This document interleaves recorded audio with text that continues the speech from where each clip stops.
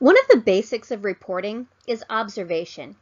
It's engaging your senses to bring the story to life. You want to show, don't tell. Remember that reporters are the eyewitnesses to news. Not everyone can witness an event unfold, so they rely on reporters to tell them what happened, what is happening, and what will happen. You are the senses of the reader. What do you see, hear, smell, feel, and taste on the scene? Convey that to your readers. Was the mayoral candidate fidgeting and avoiding eye contact with the crowd? Was she constantly looking at her watch or looking over her shoulder at her campaign manager before answering every question? Did she practically run off the stage the minute she was done?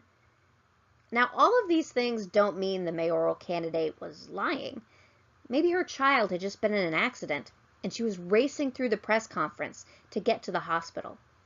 But whatever the real story is, you will be able to tell it based on your observations of her actions.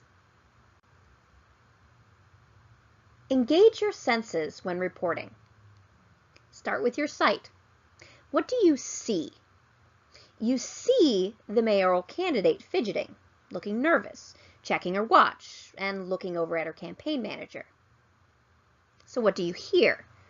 Is the mayoral candidate rushing through her answers, stumbling over words? What's happening? Describe what's going on. Did the mayoral candidate answer questions, or did she tersely answer questions, then sigh and look annoyed when another reporter asked for clarification? Remember that verbs add verve. Be specific. Finally, try to convey the emotion of the scene. You want to show the scene, but without telling the reader what to feel.